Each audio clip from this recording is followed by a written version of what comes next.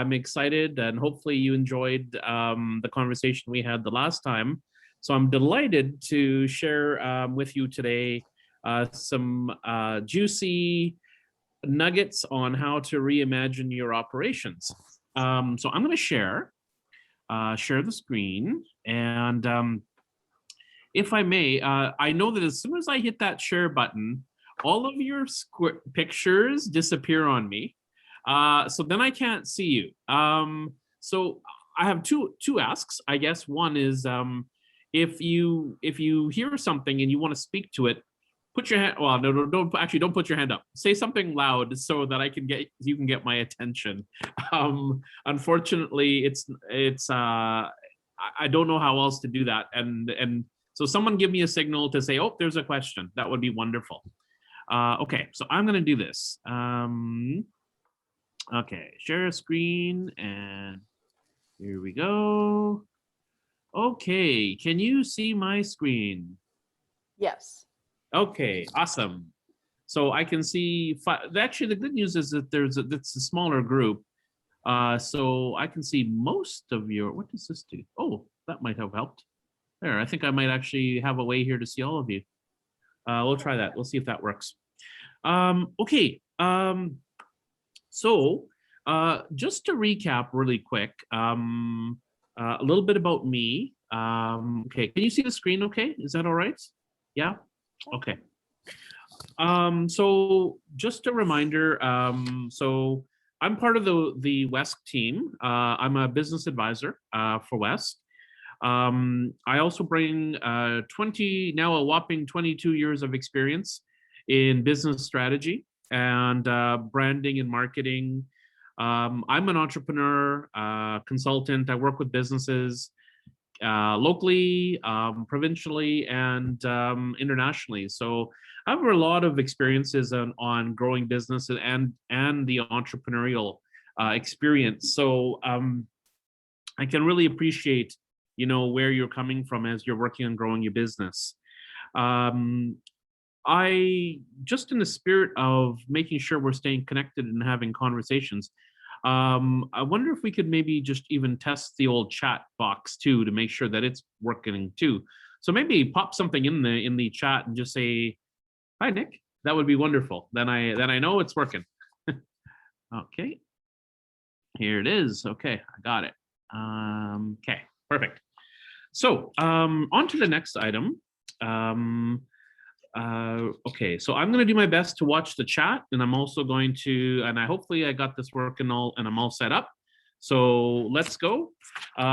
Here's the agenda for today. It's not difficult, it's not too long, but I'm hoping that I inspire you and share some really good juicy nuggets. Everything that you're about to hear today, it's all custom information. We've been doing lots of research. Not all of this is not all content that I have cobbled together, but it's information that I've assembled just to make sure that we have a meaningful session today, and that I can share with you some of the sort of the most current and active research that's been going on. My goal here today is that first, I would like to talk to you and have you talk to me. We'll have a conversation. Ideally, what ends up happening is we get our minds thinking about the future and how to grow our businesses. And then even after my presentation and this conversation is completed, I hope this becomes fuel for the roundtable sessions that you're going to have after this. So I'm excited to share this information. And what I want to get, or what I want to convey today is really, when it comes to operations, what's the definition of a future-ready company? So there's three fundamentals that I want to get into. And for each of those fundamentals, there's about three priorities or imperatives. So 9 things I want to convey to you today, and I have a very short amount of time to do it. So I'm going to hop to it. Okay. So now find your best yoga position, and I want you to think about some thoughts here for me. Okay.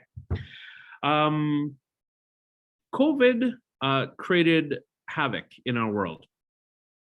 um, it it caused us to really look at how we conduct ourselves, especially from a business perspective. And at first, people were thinking, "Oh no, geez, this isn't good. This is going to be really bad." And then they found this energy, and then they said, "Okay, well, you know what? Like we could maybe do some things, make some changes, and we're going to get through this." Um, Now we're having conversations of vaccines. You can't turn on the news and not hear about something about a vaccine. I never thought I'd know this much about the four types of vaccines that you could possibly get. But what's happening here is that our teams, our businesses, we're also now experiencing some fatigue. So right now, as a business owner, it's incredibly important that you find a way to energize yourself and energize the people who are part of your organization. And one of the things that is important at this stage is also just to reimagine your business. And there's those three priorities that I wanted to speak to. The priorities are reimagining your identity, your purpose, reimagining how your business works, and also reimagining how your business is going to grow. So this pressure to grow and to do things differently, I'm very curious. We'll stop at a moment at a point where I'd like to ask some questions. But one of the ones I'm going to ask you for sure is, have you been thinking already even for your own business pre-COVID that something's got to change? Something's not quite going as well as it could be. It could be better. There's better ways to do things. Lots of companies have identified things like we're not working that we're slower, we're a bit too siloed, maybe too bogged down in the way that we conduct and run our business. The more people, the more complicated that matter becomes. And it's confirmed something that our world previously was all about standardization and predictability. That's what a lot of the structures that we saw in business were all about. Now, the move is it's moving towards flexibility. It's moving towards shifting demographics. It's about connectedness. The priorities that we once knew to how to build a business and how to create this standard and predictable approach is actually now becoming a bit of a detriment for us. And we're going to see that in a moment here. For those of you who are a one-person company, these facts still apply. I feel that entrepreneurs and solopreneurs in particular, sometimes they say this kind of dialogue and this kind of conversation is really actually more for businesses who have 2,000 employees. And I'm saying no, it's not. It's actually it's equally applicable if you're a one-person show. You just happen to be both the employee and the owner of the business. So I make the argument that these concepts are going to be relevant to you in whether you're a large organization or if you're a company of one. So this dialogue is going to is going to share informations about how we run and design our company for the future. So we affectionately call this future ready companies. And that's a lot different from the starting point of the exchange, where we started off by talking about the return. How do you COVID has hit, my business is affected. What do I got to do in order to get it up and running as quickly as possible? This conversation is, yes, we're up and running, but now how do I make it better and how do I design for the future? So there's the shift. 3 priorities that we're going to focus on. We're going to focus on knowing what you stand for, so your purpose, ability to operate with speed, that's going to be your second priority. And then how do you design to be able to scale up, and leveraging, turning yourself into a learning organization. Just a quick heads up, all of this information, this presentation will be available to you afterwards. So you can choose to take notes, but this will all be provided to you in the end as well. So I just wanted to make sure that you were aware of that. When you talk about companies and saying, okay, that sounds good. We want to start building this I want to build my company so that I'm ready for the future. How am I going to do that? What am I going to focus on? When you ask that question, just think for 2 seconds here. What's the first thing we do in business when we talk about how we're going to go and re-innovate and reinvent ourselves? What's the first tool that often comes into play? I actually, yeah, if you have a thought on this, I would love to hear it. What's the first thing that often gets said?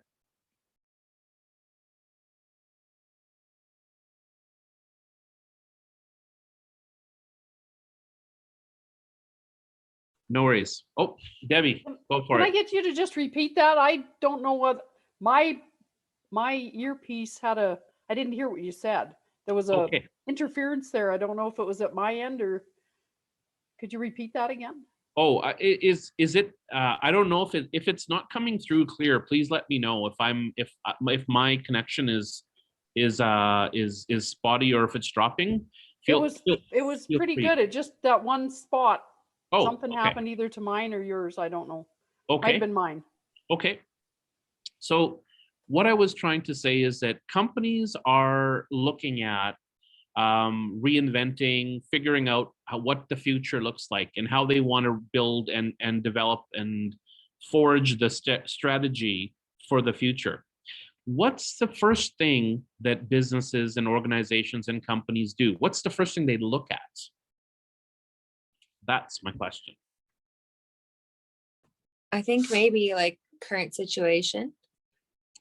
Yes, absolutely. And maybe like industry, like what's happening in the industry. Kind of our own little bubbles, I guess. I don't know. Is there a right answer?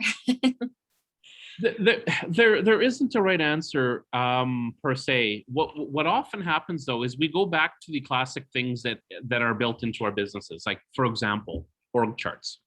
We start going back to the mechanical things that made up our company, and so what the problem is that the traditional tools that we were using were designed to create standardization and uniformity.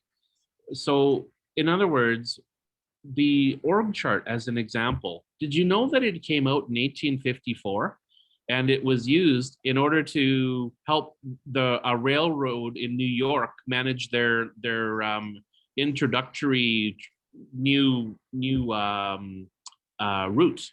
So we're using tools from 1854, and we're thinking, wow, how come our companies still feel like they're sluggish and they don't move very fast? Well, it's because we're using tools from 1854. We're using strategies and tools to help our businesses grow, but we're using things that once upon a time, with what we knew back then, they served a purpose. Today, they're actually going to work against us. So the old models that we used don't serve well. They don't fit well in today's environment, in business environment. We once upon a time tried to solve the problem of how do we make things uniform.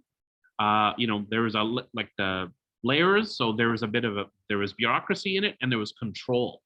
That's what we're used to, and that's what we've been told, that's what we're going to do in order to grow our businesses. Today's world, today's companies are thinking about perfectly the opposite: creativity, speed, and accountability. I think when they were talking about control back in the day, I think they were trying to say control would create accountability. And I think you'll probably can think of examples where that actually doesn't hold true perfectly.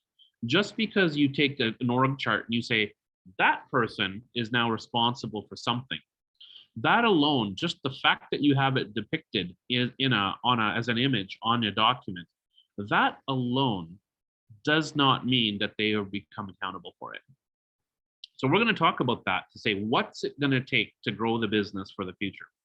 So nobody asked for COVID. Nobody asked for it to come, but it did come, and it served as an unfreezing moment for a lot of businesses. When I say unfreezing, it was knowing that there were challenges and knowing that things were maybe not as good as it could be. We can all cite examples in the marketplace where we say, how does that company, why does it take so long to get this particular item? Or why does this effort need to be so complicated in order to get a product? We all have examples of that. And so the challenge then is we need to reshape our mind, think things over, and we need to be able to make those changes so that we can grow and build a company for the future. All right, so what are those future-ready companies doing? They're doing three things. They're focusing on who we are, how do we operate, and how do we grow. Now, I'm going to show you one perspective on how that's done. So you can now no longer, you don't need to be in that meditation pose any longer. You can come out of that. That's totally fine. Okay, so 9 imperatives that you need to think about. Now, I'm going to speak to all of these items, these priorities, and I'll speak to them one by one. However, really what's happening is the companies who are paying attention, they're aware of these 9 priorities and they're aware of how they're tackling it. It's really separating a future-ready company from, sort of from the rest of the pack. Can you see that okay? Is that legible? There's 9 bubbles and there's some font. I don't know if it's too tiny or not for you. I hope it's okay.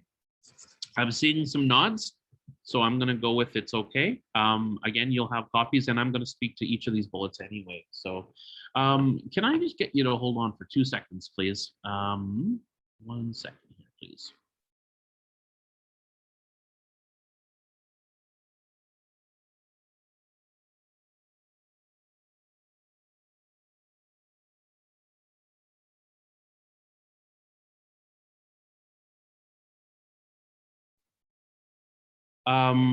Well, that was awkward, having a parcel delivered right during during the middle of a presentation. So forgive me. I had the door open and they were staring. I've seen much worse, so don't feel bad. Okay, thank you. Thank you for that. I wasn't expecting that to occur of all the time, so forgive me. Okay, so so this is the model we're going to talk about, and now we're going to go ahead and we're going to dive right into it. Okay, so as I mentioned, priority or fundamental theme number 1 is who we are, like strengthening and being clear on our purpose. Okay, so in the past, companies were saying, okay, so why does a company exist? What's its purpose? Why do we even need to have companies in the first place? And so you've got very learned scholars who are saying, well, the reason why we needed to have them was because it lowers the transactional cost, a very matter-of-fact, fundamental reason why the companies exist. But we have seen in market that, well, transactional costs are actually dropping. With the more connected we have, connectivities we have, it's actually not as big a problem as it once was. So the question then remains, so then if that's not the reason, how come? Well, the answer is actually in the identity. People want to belong, and they want to be part of something bigger than themselves. So companies, companies who fixate on profits will lose ground to the companies who have a strong identity, and it meets the employee's need to that sense of belonging. So if you have cohesion, if you have that purpose, and if you have that meaning, that is going to allow your team to get more behind what you're doing, put their head more into it, and then ultimately it will return in greater results. So future ready companies achieve this in 3 ways. Here they are. I'll speak to each of them. After I do these 3, I'd like to pause, and then I'd like to engage in some dialogue. That's okay. So number 1 is purpose. Purpose is a differentiating factor, and it's also what must have. It's the why of work.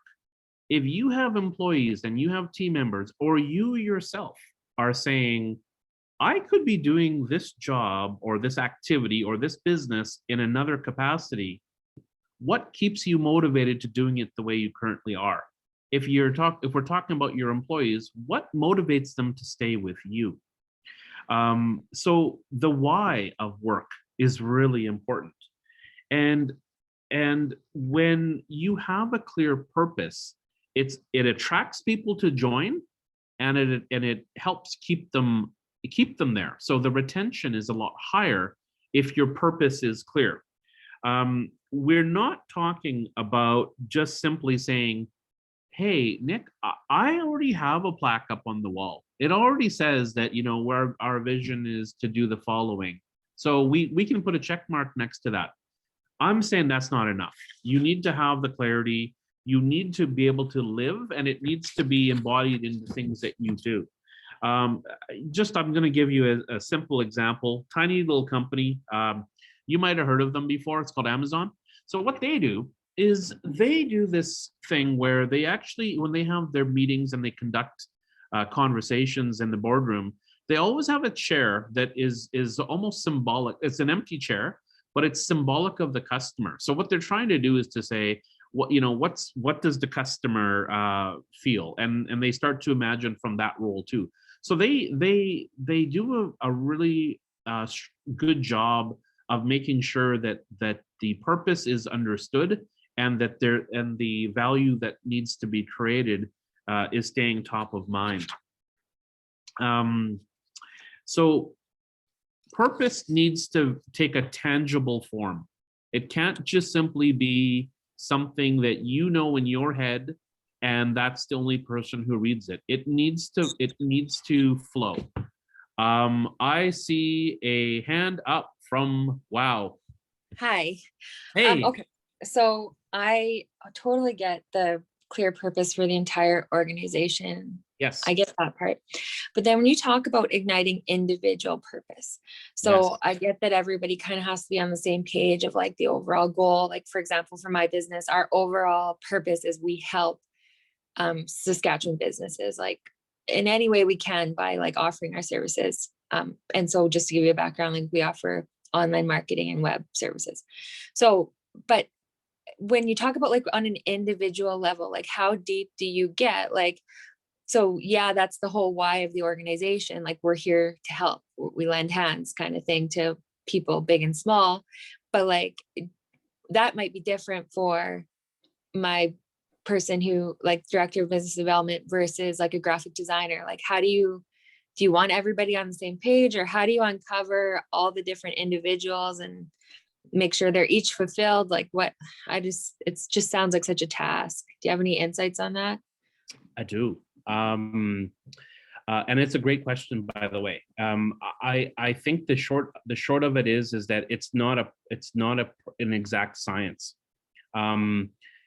You may have a director, you may have developers, you may have all sorts of individuals on the team. Could they arguably do that job somewhere else? Yes, absolutely. Do you want them to do it somewhere else? No, no. So, I want everybody to love their life working at Wow Factor Media. fair, as they should, right? Yeah. And then as an owner and as the leader of the company, you absolutely want them to be passionate about your company. So Mhm. so I say to you that you need to first become clear on what it means to be part of Wow Factor.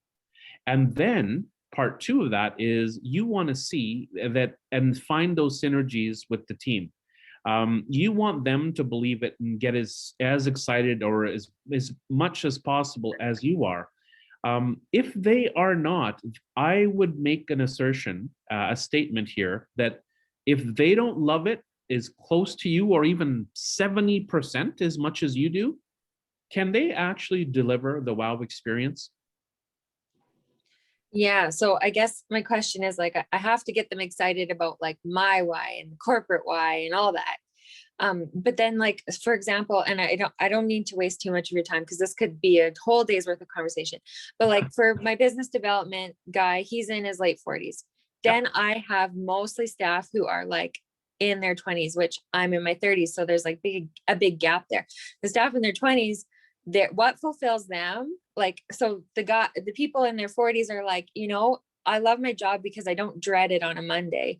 The millennials and Gen Z are like, no, I need to be part of a purpose that makes a difference or else I'm bouncing tomorrow kind of thing. So it's like totally different mindsets. And I was just like kind of trying to see if like you had any insight on like, do I literally meet with every single one of them and figure out their individual purpose, or is it better to have a big picture? Any insights on that? It's a bit of both. Like you, depending on the size of the organization, depending on how much ability you have to be able to understand what motivates each person, Yeah. I would not be afraid. Actually, I'm going to speak to that in just a moment. Do you mind if I come back to this? Is that okay? Yes, absolutely. Yeah. Mhm. But the question is incredibly important, so I don't want you to forget about it, and I don't want Yeah. anybody to forget about this. This is absolutely vital and essential to being a future ready company. So Awesome. Thank you. please My don't lose ears are that thought. perked. All right. Okay. Awesome. Okay, so purpose is absolute priority, and you want to make sure that the people that you have are buying into it, they like it, and they're excited. It just means that if you have a higher engagement, would it blow your mind if I said to you that the more engaged they are, it's going to translate into better quality of product and service, and it's also going to ultimately reveal itself in profitability. Would that blow your mind? I hope not, because there's evidence that suggests that. So I won't dive further onto that one at this moment, but we're coming back to it. Okay. So number two, the linking the talent to the value. You may or may not have something called a value agenda, but you need one. It's asking you the question, how exactly does your business create value for the market, to the businesses and the companies and the customers that you serve? Lots of companies have a sort of an overarching strategy as to how they create the value. I think they get that part, but they seldom understand how exactly do they achieve it. So a strategy map, as it's one tool, I know Prabha's not on this call today, but Wes, we've engaged in a strategy map in order to help create focus and that right kind of an energy. So strategy maps are incredibly effective. They'll disaggregate the company's ambitions and turn it into something that people can get their hands on, sink their teeth into. So this might be a part of the answer to the question about creating that wow experience. Well, a strategy map is one tool to help dissect it from saying, here's something that belongs as a plaque on the wall, and let's actually turn that down to something that we can say, oh, I see. That's what you're talking about. That's what it means to me.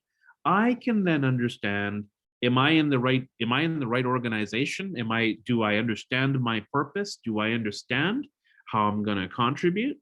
Or do I say, it's just a job, and you know what, and as long as I'm being paid, any job will do. That's where you can start to see the differences between the people who are on your team and the ones who are actually truly committed to the value proposition that your company sets out to do. So purpose is one thing, the value that you're creating and the commitment to that value is incredibly important. So the linking the talent to the value is truly, and in a sentence, do you have the right people doing the right things? That's what it comes down to. So we want to instill a sense of, we want to focus the organization's efforts. We do want to instill a sense of what really matters to the employees. How are we going to do that? And so that's where we want to make sure that the right people are working on the right parts of the business.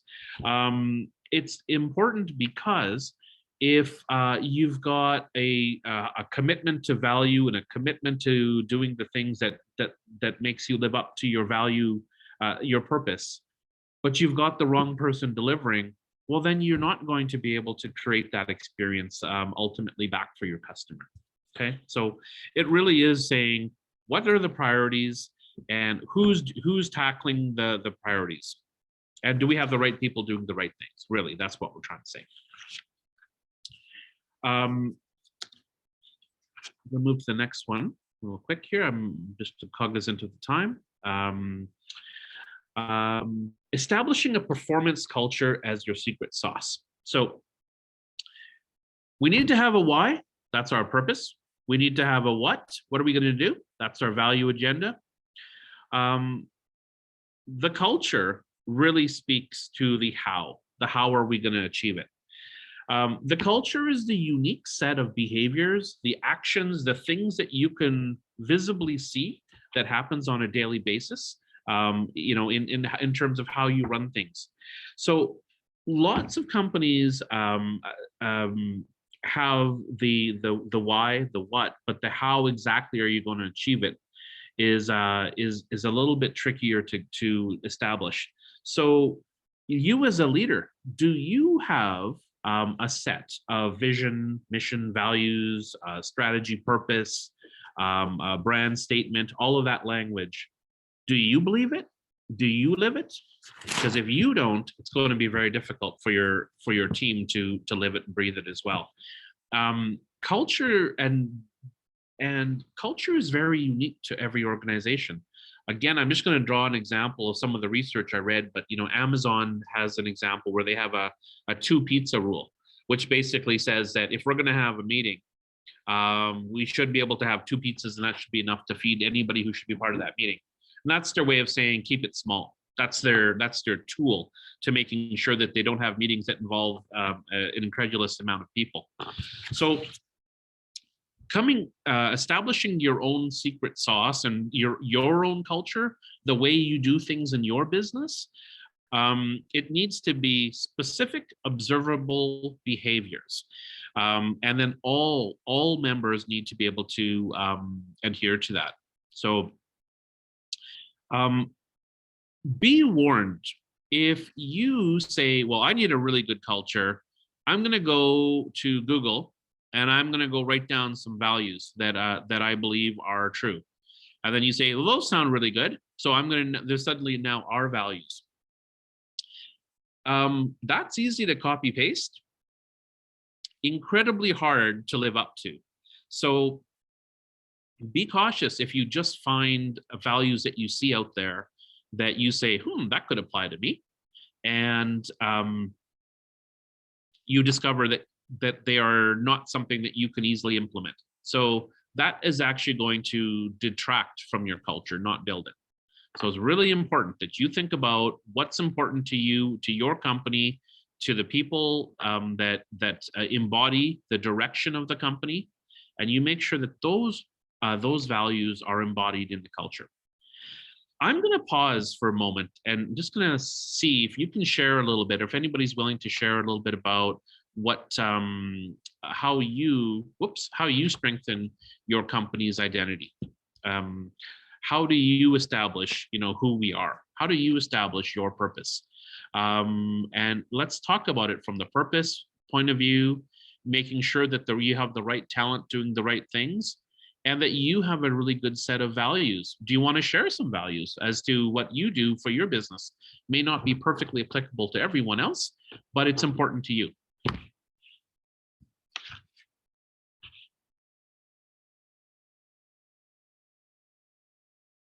One thing that I think we do right, and there's a lot we do wrong, but one thing I think we do right is like, we all lead, like everybody in our company is like empowered to lead, to do everything and anything they can to help customers. Like, and becomes like an internal decision. And so it's very much part of our culture to, when we have a customer who needs something, the decision is always yes, or we will do whatever we do to help you. And that's like, the graphic designer doesn't have to come and ask the CEO. Like it's just something ingrained in our values. And I think regular good old Saskatchewan business people really appreciate that. I agree with that. Oh, thanks for sharing that example. We've developed, so a lot of our marketing is around exceptional service, exceptional location, and the staff definitely have the ability to make decisions. And I find them incredibly reluctant to do so. They're very, very frugal.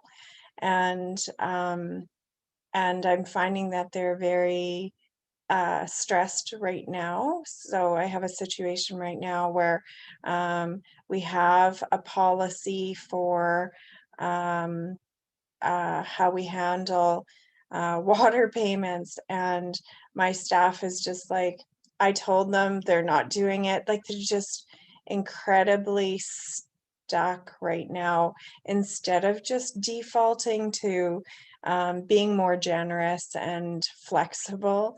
And we've had some complaints that are just where those relationships aren't as strong. They're just, you can sense the frustration. It's palpable. So yeah, just some struggles there.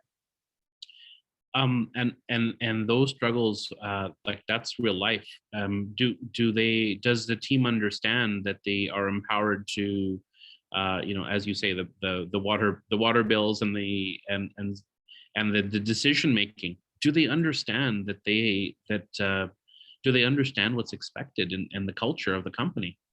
So I think because they know they're empowered to make the decision, and the decision they want to make isn't necessarily the generous one all the time. Okay. Yeah, because they're just like, I told them to do it. And I think just a general COVID pandemic frustration, that yeah. That's very real. I feel like that should be a conversation item also, on the table, for your roundtable. Ronsi, I have lots I could say about that, but I think if I'm hearing you right, what's happening is that you have a little bit of a disconnect right now in your culture. I mean, to put it very direct, and I think it's resolvable, but it's a cultural disconnect. Do you know what I'm trying to say? Yeah, I do. Yeah, but it might mean that there's going to be some more conversations and understanding that this is our culture and this is how we act. So please, act with that in mind. And there could be some education coming. Mm. Does anyone else find, like, I think Ashley kind of touched on it, like the difference in age between some of your employees, and some of it, Yes. You know, you put things in, you put policies and procedures in place because you need to, and certain age groups, it's just black and white. There is no gray. Like, you told me this, but they don't, you know, I guess experience will eventually teach them, but I know exactly what Ronzi's talking about, like even as far as a return policy or a freight charge policy. Like, you don't charge the max freight on a less than $1 light bulb. And to me, a lot of that is just common sense, but it's amazing to me with some of my employees what you have to totally go and explain to them and hold their hand and explain the different, you know, you have to have the policies and procedures in place, but there are always exceptions, and a lot of them don't feel, I guess that's again a part of my problem with a disconnect, or I need to talk, you know, get that fixed because it is upsetting customers. And it just never occurred to me that they would even think about charging. Some of it's a real frisbee to the head because it's stuff you don't even realize should be an issue. It's just, to me, it's common sense, but I guess I don't realize that to some of the younger, inexperienced staff, they haven't encountered it before. You know, even to another example I can give is, you know, we had a customer drop $2,500, $3,000 for a order at the counter, and my staff member stood there. He got it on a cart for him, and then he stood there behind the counter after the transaction and and the customer was starting to wheel it out. Like, I'm going, I had to have a little conversation with them that, you know, when this happens, you know, when the customer service part is right to the car, it's not just as soon as you get the guy's money. And it's just things that you, I guess, don't realize. Some things you just think are common sense that people would know. You have to take their hand and tell them, and it seems to be a certain age group is what I'm saying.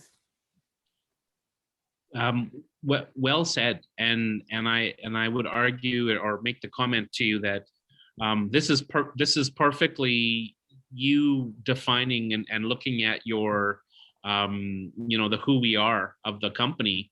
And it sounds to me like there's a few people who do not get it. They do not get when you say this should be common sense, that almost is a signal of a value. And they may not realize it because they're working to the letter, like whatever the policy or procedure, if there is one for any particular item, they might just simply be working to the rule, as opposed to, do you actually get our business? Do you actually know why our customers choose us and why they want to work with us? Do you know what it is, or is it just a job? and so sometimes breaking that, really the spirit of this priority about understanding purpose and making sure that the purpose propagates through the whole organization, that is really the heart and soul of what this priority is all about. Well, I know I have some work to do there. Yeah, and I have some more to share on all of these items. So I hope hopefully we'll give you some nuggets as to how to make it better. Okay, so if it's okay, I just realized from a time perspective that if I don't step up a little bit here, I'm going to run out of time. So I'm going to move along really quick, and then I'll open up some more questions. So the next item, so the first one was about purpose and who we are. The next one, a fundamental theme of all future-ready companies: prioritize speed. Turn that into a preoccupation or a cultural bias. Speed has it's difficult to harness, but you know that you're on the right path when you have right people in the right roles. They understand the values. They don't need to go back to management and say, what am I supposed to do here? Someone please intervene. Instead, they understand the values. They know where you're going, and they're saying, I know what to do. and I'm going to go ahead and see if I can resolve this. How do we do that? Okay, 3 things. Radically flatten structure. So if you've got a really complicated structure, because business can become quite complex, and you've got a complex structure, you're really positioning yourself for some pain in the future. Companies are looking to try to make things simpler, fitter, flatter, faster. And because they can do that, they can unlock that value, and that value, that those customer experiences that you're referring to, your customer can't get to that incredible value, that experience, and you as a business can't achieve that extra value until people are really able to move with speed. I was corrected when I mentioned about being fitter, flatter, and faster. In some of my other cohorts, they stopped me. They said, "Hey, don't discriminate against us curvy women." And so I do apologize for that one, but I didn't mean it in that sense. I meant fitter, flatter, faster organization. Doing things like eradicating hierarchies that are unnecessary. It doesn't mean that you don't have a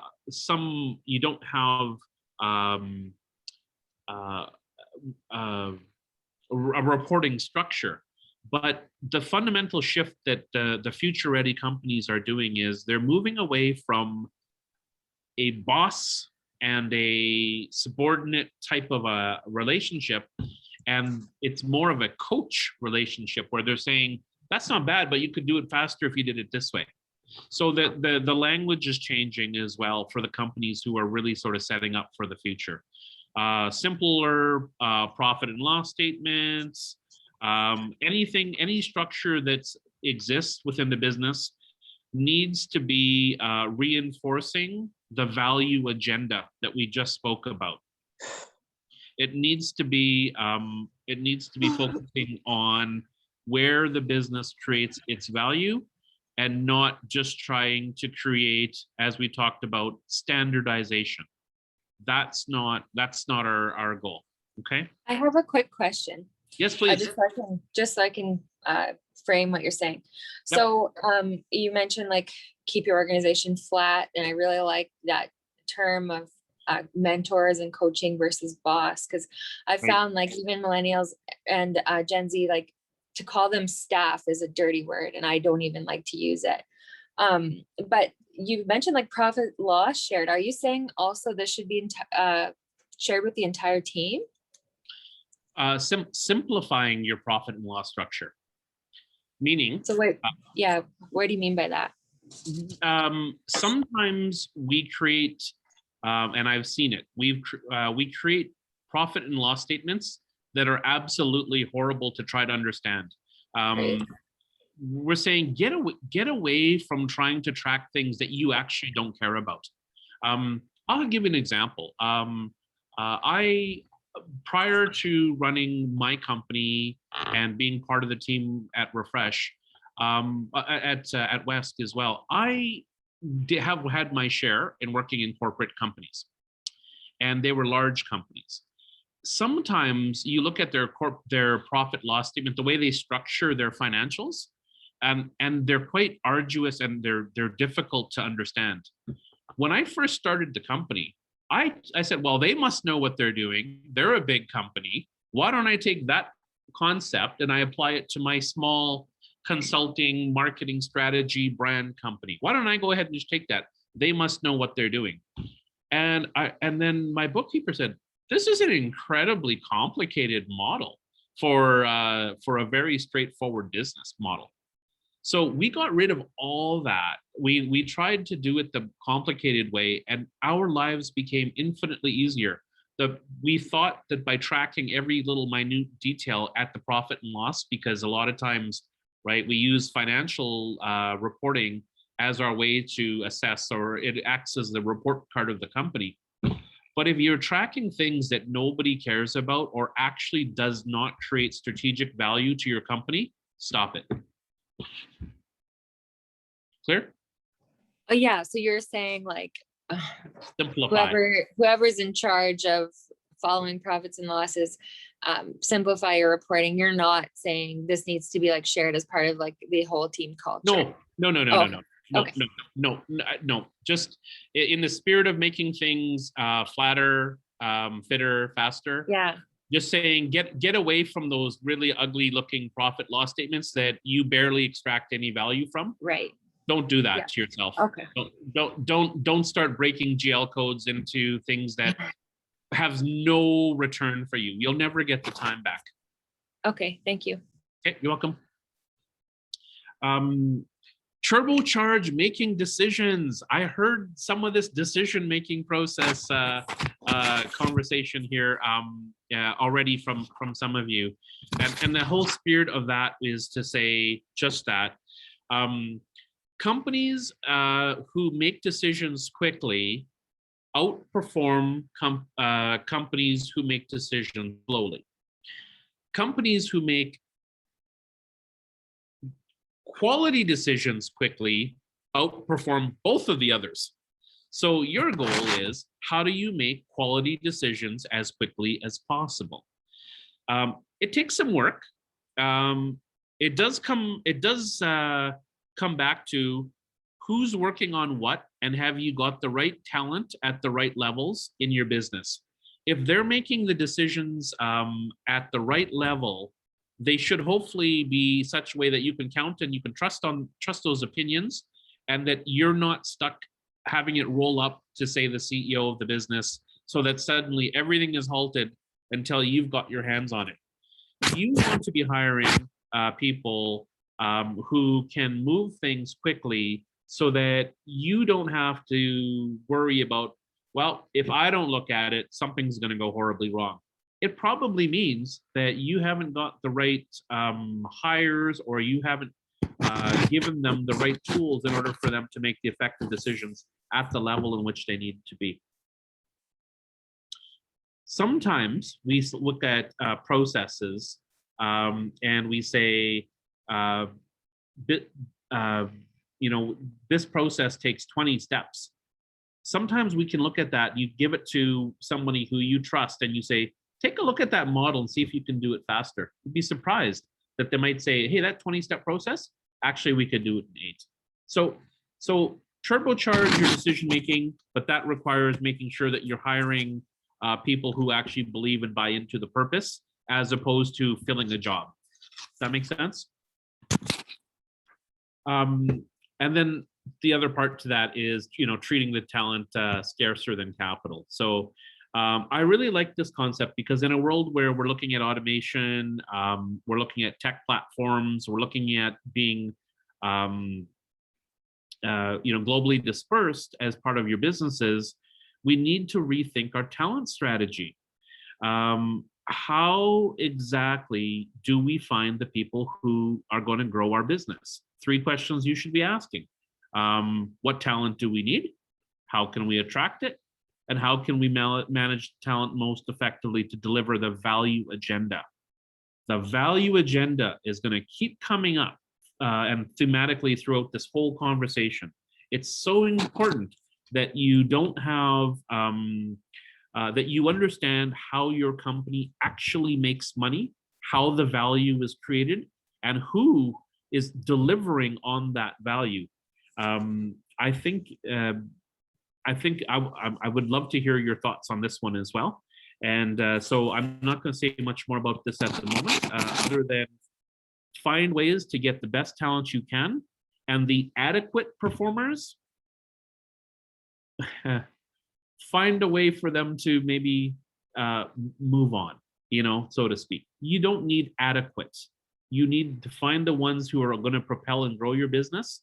You will find that in the long term, that strategy will make your business more profitable. Okay. Okay. I'm going to just quickly whip through the last 3, and then if there's any time for questions, or if I'm allowed to stick around for a few minutes longer, then I'll answer those questions. Otherwise, we could have conversations, outside of this meeting if required. Okay, building for scale. So I have three things that I need to share on this, really the question again is how do we build a nimble organization? How do we meet the expectations of that younger generation? I've heard that come up a few times now.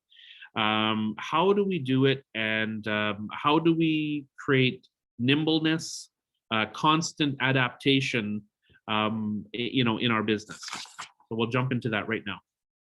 So number one is an ecosystem view.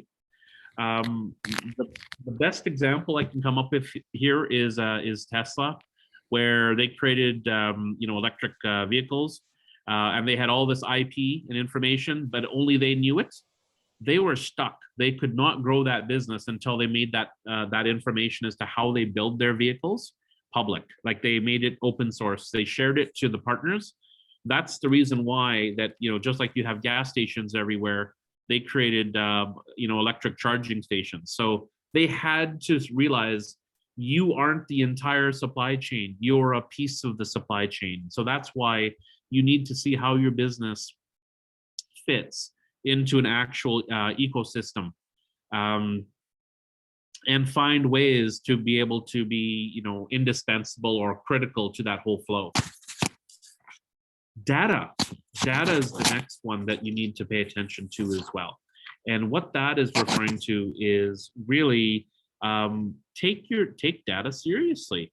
Companies who look at data just for reporting purposes, that's like reading a good book. Once it's all done and you're reading the information, that's nice, but it's not influencing the business at the time that they needed to know it. So what I'm saying here is make sure you're leveraging your data and making sure you're using it to empower your decisions. Netflix grew its business from being a DVD drop off. I don't know if anybody remembers that, but they had basically vending machines in select locations to online streaming. But what really makes them money is their recommendation engine. So that data for them to mine and understand how their customers, how people look for content, that was everything in terms of how they built and scaled their business. So use data is what I'm trying to say. I realize that you might not be building a Netflix, but you do have data within your organization. Pay attention to it. If you aren't collecting it, that's a whole lot better to collect than having profit and loss statements that have things that you can't drive your business with. So pick your priorities as to what your data is and make sure you're collecting that information, mining it, and using it to make effective decisions. Finally, the accelerating learning as an organization. I heard a few of you say about, it can be a challenge to work with the younger generation, and they have certain expectations. One thing that is absolutely critical is having an environment of adaptive learning.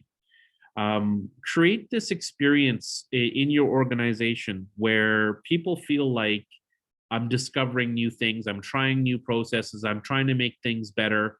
We did things a certain way for a long period of time. Is there a better way to do it? Let's ask those questions. Let's empower our team members to be able to answer that too. I say that because an environment of continuous learning is also a great way to retain great talent. If you have a scenario where people are felt or they experience, like, this is my job, I work a very specific amount of hours and my job is formulaic, that doesn't resonate very well with many people. Younger generation in particular, they will gladly move on for less money if they feel like they're more connected to a different priority, like if they're connected to a purpose, a company with a purpose. So you need to make sure that you allow the growth mindset and the curiosity in your organization to try things, allow them to discover. That encouragement of that personal growth. It's going to pay you back in spades. Another thing to think about is be okay with the fail fast. Learn and then repeat from it. It's okay. I've heard companies who have actually, they believe it to the point where they say, we're going to fail faster than any company that is out there. Now, they didn't mean the whole company in its entirety. What they were trying to say is they're going to try things, and if it doesn't work, they say, oh, well, move on. Let's try something else. So that mindset is incredibly powerful. Future ready companies have largely adopted that as well. So I wanted to make sure that you were aware of that priority as well, and to see how that might be integrated into your business. Those are the 9 imperatives. I realize I'm into overtime, so I'm going to try to conclude really quick, and then I can open it up for, I guess, some questions, or as long as I'm allowed to continue. Otherwise, I'll exit. But I want you to think about just now those 9 imperatives, or those 9 priorities, how they may be affecting your business and how they're setting you up for a future-ready company. So think about that. Think about the imperatives that might impact you. I think they all do to some degree. As a board, have that conversation. You're also welcome to talk to a business advisor. If you don't have one, you can always book an appointment. And as a selfless plug here, if anybody is interested, on April 7th, I'm doing a presentation at WESC on 5 mental health tips every entrepreneur needs to know. I'm into overtime. Like a good topic. Oh, thank you. Yeah, I'm quite excited to share on that one too. So if you're available, no pressure, but if you are available, I thought I would do a little plug there on that too. If you want,